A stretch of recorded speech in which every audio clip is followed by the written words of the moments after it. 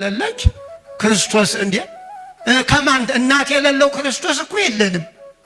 ዝም ብሎ ከሰማይ ወርዶ መሬት ቁጭ ያለ ክርስቶስ የለም።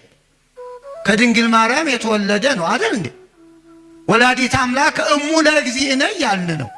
እና ይሄ ባለፈው የሷን ስዕል ማቃጠል እንኳን አይደለም መሰለኝ መርገጥ እንዲያው ስዕሉ ማጨም። ይሄ በጣም ጨርሶ መከራ ለማምጣት የተዘጋጀ ትውልድ ነው።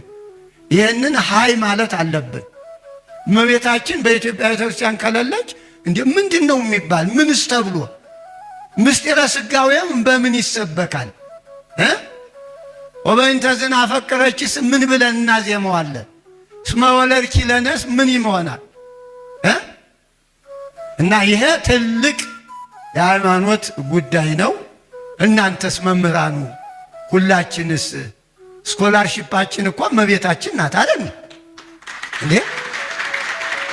በምን ተምረን ነው?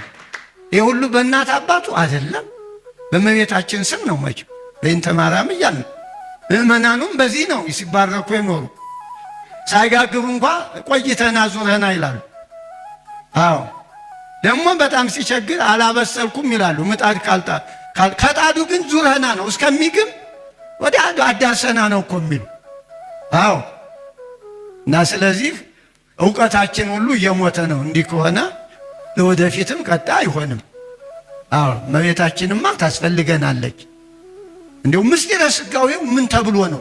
ገብርኤልስ ምን ይለን? በእውነቱ እግዚአብሔር ምስሌኪ ያለ ገብርኤልስ ምን ይል?